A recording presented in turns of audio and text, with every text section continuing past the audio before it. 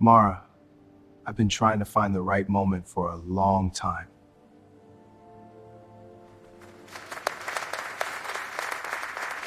Yes.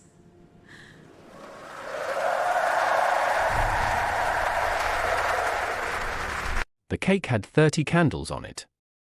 Janet only got to blow out 2. Because by the time the room went quiet, Cole was already on one knee. And he wasn't looking at Janet.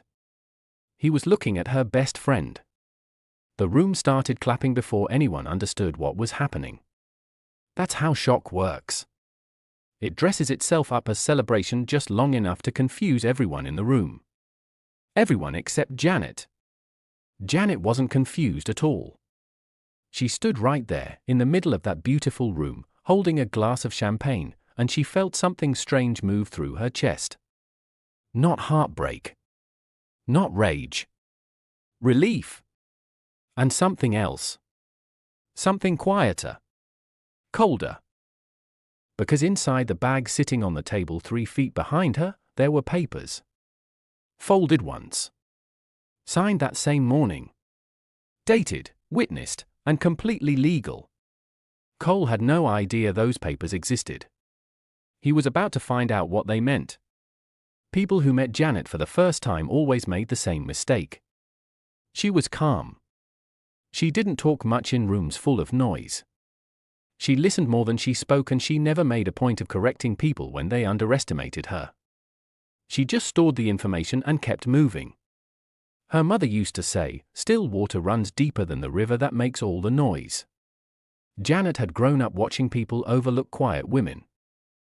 Watch them pour everything into people who never thought to ask what the quiet woman actually needed. She had told herself she would never be that woman. Then she met Cole. Cole was the kind of man who filled every room he walked into. Loud laugh. Big handshake. The kind of person who made everyone feel like the most important person alive, for about 4 minutes. Then he moved on to the next person and the feeling evaporated. Janet had mistaken that energy for warmth. It took her 3 years to understand the difference. She was 26 when they got together. She was 30 now. And for 4 years she had given the relationship more than she had given almost anything else in her life. She paid the larger half of the rent every single month. She edited his business proposals late at night when he was too tired to fix them himself. She sat with him through 2 failed business ideas, 1 bad investment, and a period of 6 months where he barely worked at all. She introduced him to her contacts quietly, without making him feel small, without ever asking for credit. She did all of this because she loved him. And because she believed in him. And because somewhere in the back of her mind she thought, this is what you do. You build together. But Cole wasn't building with her. He was building on top of her. And Janet, slowly, began to see it. Mara had been Janet's best friend since university. They had shared a dorm room in their 2nd year. Stayed up until 3 in the morning talking about the kind of lives they wanted to build. Mara was the one who had held Janet's hand the night her father was in hospital. Janet was the one who had helped Mara pack and move when she left a relationship that was hurting her. That was the foundation. Real. Solid. Built over years. Which is why what Mara did hurt in a way that Cole's betrayal simply didn't. Because Cole, Janet had already let go of Cole in her heart 8 months before that birthday party. But Mara was supposed to be different. 8 months ago Janet had come home from a work trip 1 day early. She hadn't told Cole she was coming back. She had wanted to surprise him. She was the one who got surprised. She didn't walk in on anything dramatic. There was no scene. Just Mara sitting on the kitchen counter in Janet's apartment, laughing at something on Cole's phone, the 2 of them standing close in a way that had nothing to do with friendship. Cole's hand resting near Mara's knee. Mara's eyes finding Cole's face every few seconds the way a person's eyes find the thing they want most. Janet stood in the doorway for exactly 4 seconds. Then she walked back out before either of them saw her. She sat in her car for 20 minutes. Then she drove to a coffee shop, opened her laptop, and started working. She didn't cry until that night, alone, in a hotel room she booked for herself because she couldn't go back to that apartment. And even then she didn't cry for long. Janet was not a woman who stayed on the floor. She got up. She made decisions. She moved. And the decision she made that night was simple: she was going to be absolutely fine. She was going to be better than fine. She was going to build something so solid that one day she would look back at this moment and feel nothing but gratitude that it happened when it did. She kept the apartment. She kept her silence. She kept going to work. She started building faster. 2 years before the birthday party, Janet had quietly started a consulting firm. It was small at first. Just her and 2 other people working out of a shared office space. She had taken on small contracts, done good work, and let the results speak without any noise. Cole knew about the firm. He had never asked much about it. He assumed it was a side project. Something to keep her busy. He had said once, "As long as it makes you happy, babe," the way people say things when they're not really listening. What Cole didn't know was that over 24 months Janet had signed contracts with 4 mid-size companies. That her firm had a reputation in a very specific circle of people who made serious decisions with serious money. That those people trusted her not because she was loud but because she was always right. She had also been in quiet conversations with a larger group, a firm 3 times the size of hers, who had been watching her work for almost a year. They wanted to acquire her company. Bring her in as a director of strategy.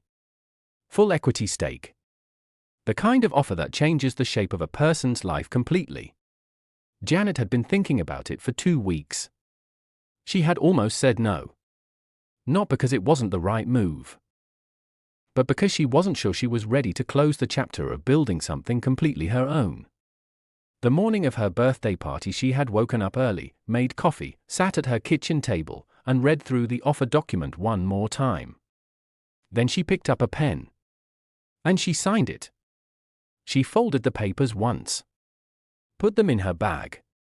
And went to get her hair done for the party. She had no idea that by the end of the night those papers would mean something entirely different than they did at breakfast. The venue was beautiful. Mara had good taste, Janet had always known that. White flowers everywhere. Soft lighting.